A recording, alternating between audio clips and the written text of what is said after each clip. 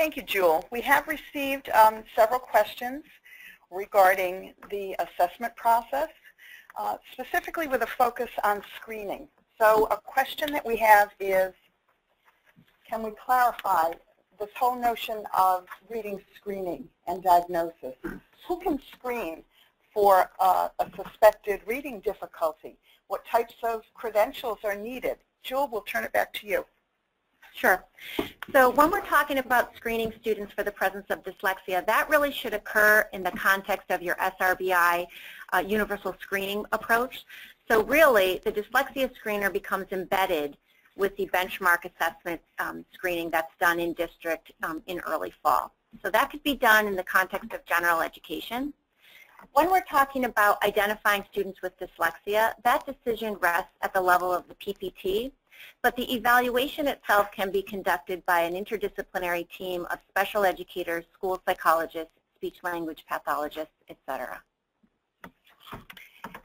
Another question has come up about, what about at the high school level? Are there screening tools that we should be aware of that may work for our high school students who we are still continuing to have significant reading difficulties? The early literacy screeners that should be developed in early elementary for early elementary populations of students would be appropriate for students who are flagged later on as having a concern through the general benchmark assessment process in district. You can go back to the red flag indicator area to help make a decision of whether or not that student should be moved forward for evaluation.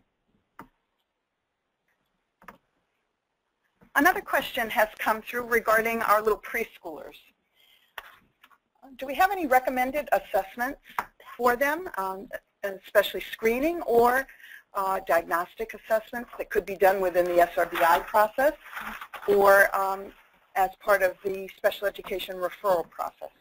There are some measures that have been developed for preschool populations of students that look at things like letter naming, letter identification, and some early developing phonological skills. So what we'll do is we'll make sure that some of those resources are available and posted to the CERC website.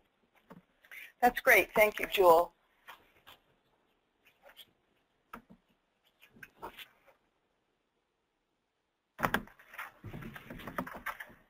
So we are receiving a couple of other questions, but what we're going to do is move on to the next section.